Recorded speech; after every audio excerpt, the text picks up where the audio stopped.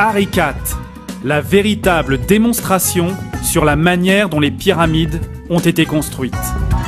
Enfin, une enquête rigoureuse explique comment les anciens Égyptiens ont bâti les pyramides. Une découverte extraordinaire révèle qu'elles n'étaient pas construites avec 200 000 ouvriers ou des extraterrestres.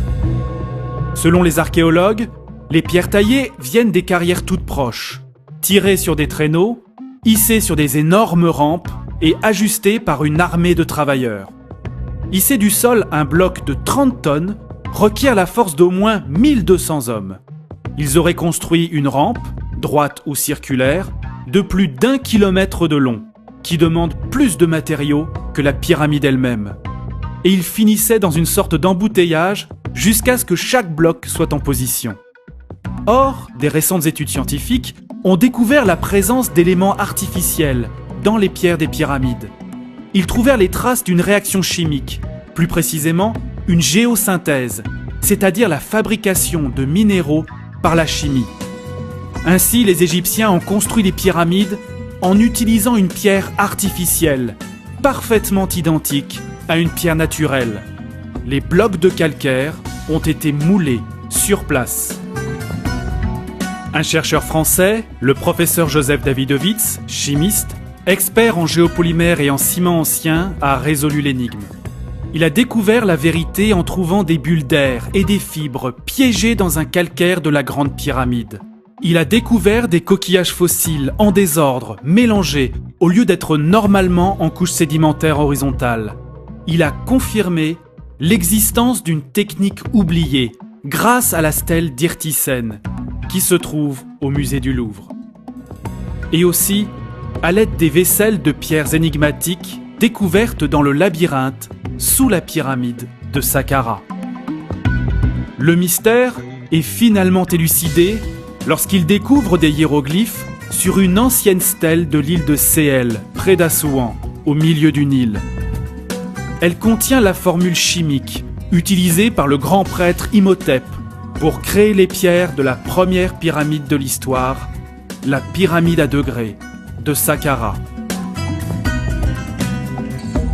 En utilisant cette formule et cette technologie de pierre Harry IV, professeur Davidovits a reproduit plusieurs blocs de calcaire dans son laboratoire à Saint-Quentin, en Picardie.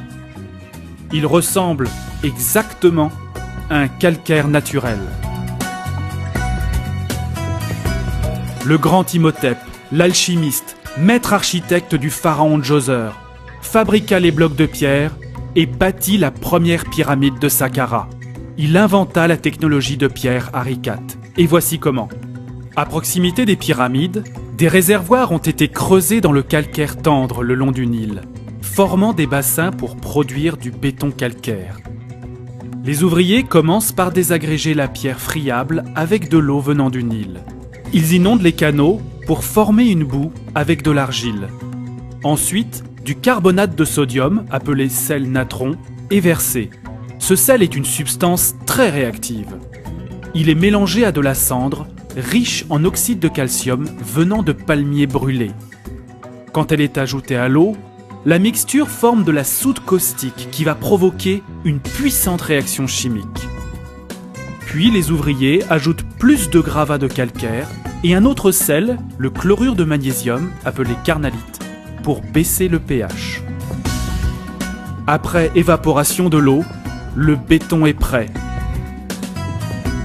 La pâte de calcaire est ramassée dans des paniers pour être transportée vers les pyramides. Les fouilles archéologiques ont montré que seulement 2500 personnes ont travaillé sur le chantier. En fait, la théorie de la pierre réagglomérée n'a pas besoin de plus d'ouvriers.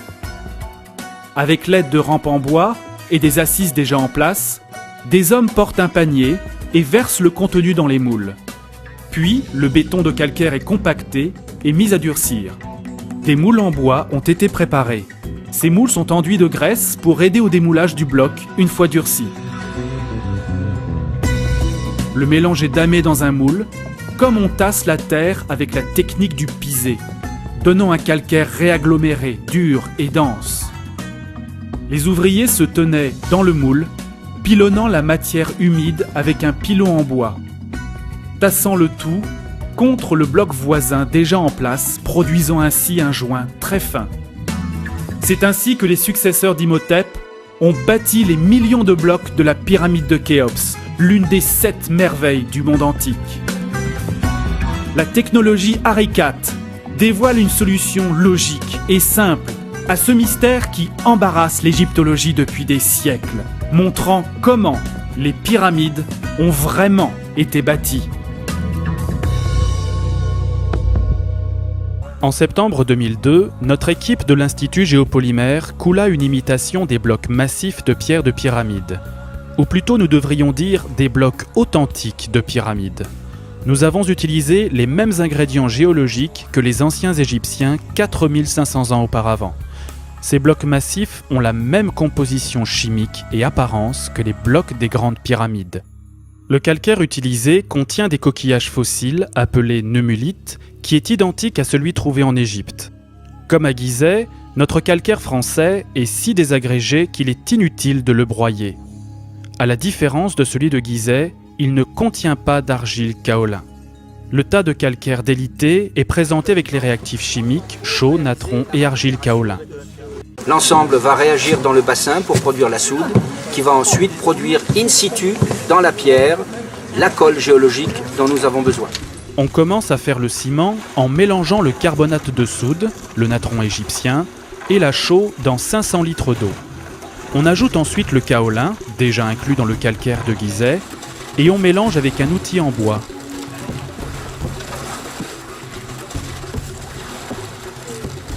On plonge 1 tonne de gravats de calcaire dans le bassin et on le mélange avec le ciment. Quelques jours plus tard, l'eau s'est évaporée du bassin, il faut sortir le calcaire désagrégé pour faire le bloc. Examinons le mélange. 95% d'agrégat calcaire et seulement 5% de colle géologique. Entre 12 et 17% d'eau lui donne la consistance de sable humide. On presse le mélange dans la main et il garde sa forme. Le mélange pourra durcir.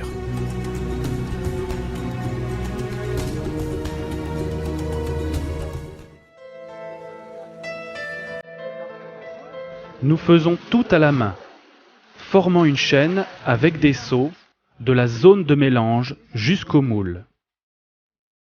On verse le mélange de béton calcaire dans le moule et on le tasse avec un outil appelé une dame.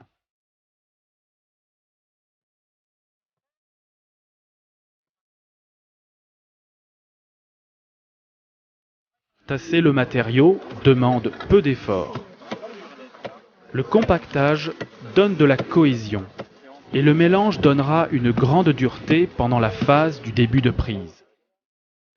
Avec une météo chaude et belle, notre équipe produit rapidement un calcaire réaggloméré dur et dense, respectant la taille et la forme souhaitée.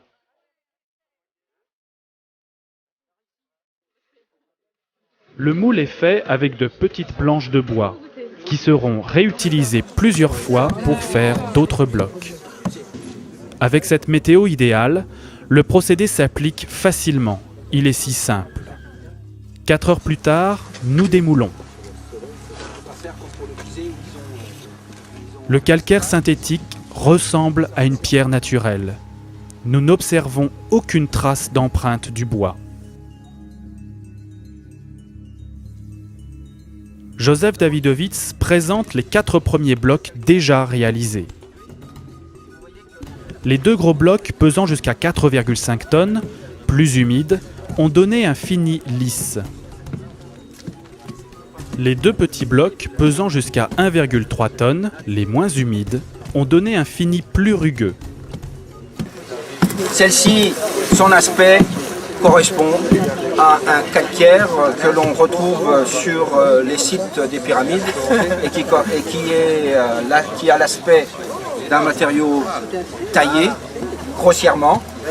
De même que cette pierre, c'est un faciès que l'on retrouve très fréquemment sur les gros blocs. Les joints entre les blocs sont aussi parfaits.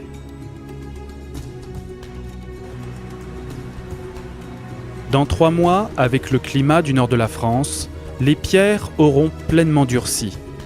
Dans 4000 ans, Les futurs archéologues proclameront-ils que ces imitations de pierres de pyramide sont du calcaire naturel ?